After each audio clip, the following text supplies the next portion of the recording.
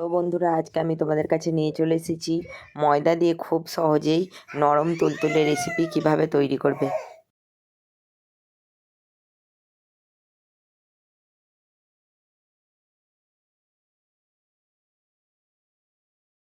রুটিগুলো বানানোর জন্য এখানে আমি একটা গামলার মধ্যে আধ বাটি জল নিয়ে নিয়েছি। একটা বাটির মাপ করে সেই বাটিটার আধ বাটি জল নিয়ে নিয়েছি।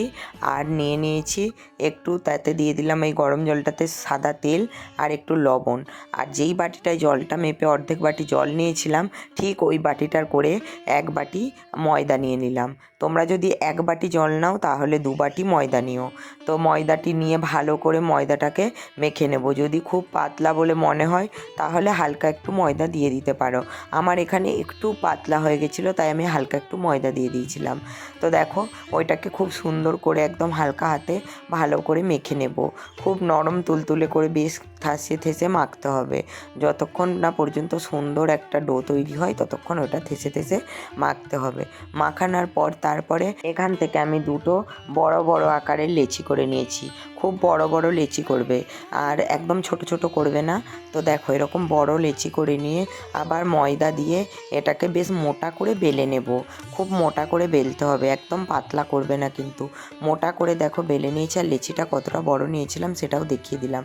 দেখো, এরকমভাবে মোটা করে বেলে নিয়ে একটা বাটি নিয়ে নিতে হবে, যেই বাটিটা দিয়ে এরকম গোল করে কাটা যায়। দেখো, এরকম গোল করে বাটিটার সাহায্যে আমি দুটো লুচির মতো বের করে নেব, কিন্তু এগুলো খুব মোটা মোটা আছে। তো এরকম দুটো বেরালো। আবার আমি বেলে নেব। আবার বেলে নেওয়ার পরে ওই রুটিটা থেকে আবার কেটে নেব এইভাবে গোল গোল করে। আর যে কাটা অংশগুলো আছে ওই কাটা অংশগুলোও কিন্তু আবার গোল করে বেলে নিয়ে ওখান থেকেও আমি রুটি কেটে নেব। তো দেখো, ওইভাবে আমি গোল গোল করে কেটে নিলাম। গোল গোল করে কেটে নেওয়ার পরে এখানে আমি এই বেলনির মধ্যে একটু ময়দার গুঁড়ো ছড়িয়ে দিলাম। দিয়ে এর ওপর একটা গোল রুটি রেখে দিলাম। দিয়ে তার ওপরে হালকা করে একটু সাদা তেল বুলিয়ে দিলাম। আবার তার ওপরে আমি একটু ময়দা বুলিয়ে নেব। ময়দা ছড়িয়ে নেওয়ার পরে তারপর আবার একটা ওই গোল কেটে রাখা রুটি ওর ওপর দিয়ে দেব। ঠিক ওই একই পদ্ধতিতে প্রত্যেকটা রুটিকে তেল লাগিয়ে তারপর ময়দা ছড়িয়ে তারপরে আবার ওর উপরে ওইভাবে 4টে রুটি আমি একসাথে পরপর দেব। তোমরা চাইলে অনেকগুলো করে দিতে পারো, 6টা 7টা 8টা। আমি 4টে দিয়েছিলাম। 4টে দেওয়ার পরে আমি এটাকে সুন্দর করে হালকা হাতে বেলে নেব। খুব চাপ দিয়ে বেলবে না, হালকা হাতে সুন্দর করে বেলবে। দেখবে গোলও হয়ে যাবে আর পাতলাও হয়ে যাবে। দেখতে পাচ্ছ কেমন হালকা হাতে আমি বেলে নিচ্ছি, খুব কিন্তু চাপ দেবে না। দিয়ে এরকম বড় করে বেলে নেব। আর রুটিগুলো কিন্তু খুব পাতলা একদম রুটি হবে, একদম পাতলা পাতলা। তো দেখো, একসাথে 4টে রুটি একই সাথে গোল হবে। তো বেলে নেওয়ার পরে আমি একটা তাওয়া বসিয়ে নেব রুটিগুলোকে সেকার জন্যে। বন্ধুরা, ভিডিওটা চলাকালীন একটাই রিকোয়েস্ট, ভিডিওটা ভালো লাগলে লাইক করো, কমেন্ট করো আর শেয়ার করে দিও। যারা আমার চ্যানেলে নতুন তারা অবশ্যই চ্যানেলটা সাবস্ক্রাইব করে পাশে থাকা বেল বাটনটি বাজিয়ে দিও, যাতে আমার ভিডিও তোমরা তাড়াতাড়ি সবার আগে দেখতে পাও। তো দেখো, ওই একই পদ্ধতিতে সব রুটিগুলো বেলে নিলাম। বেলে নিয়ে এখানে একটা তাওয়া বসিয়ে দিচ্ছি। তাওয়াটা গরম হয়ে গেলে ওই যে 4টে একসাথে বেলে রেখেছি ওই একসাথে বেলে রাখা রুটিটা আমি এখানে দিয়ে দেব। দিয়ে উল্টে পাল্টে ভাজতে থাকবো।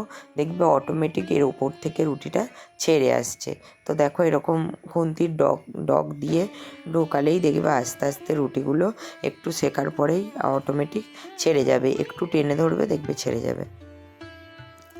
তো এইভাবে তোমরা বন্ধুরা রুটি একসাথে বেলে এই শীতকালে খেয়েও ভালো লাগবে তোমাদের। আর খুবই নরম হয়েছিল, দেখতে পাচ্ছ কত পাতলা রুটিগুলো, কত সুন্দর হয়েছে দেখতে।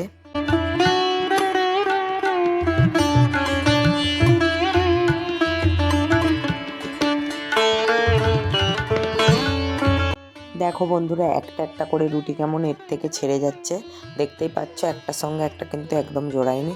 আর কতটা পাতলা হয়েছে সেটাও তোমাদেরকে দেখিয়ে দিলাম। তো এইভাবে একটা একটা করে রুটি ভেজে নিয়ে তুলে নেব।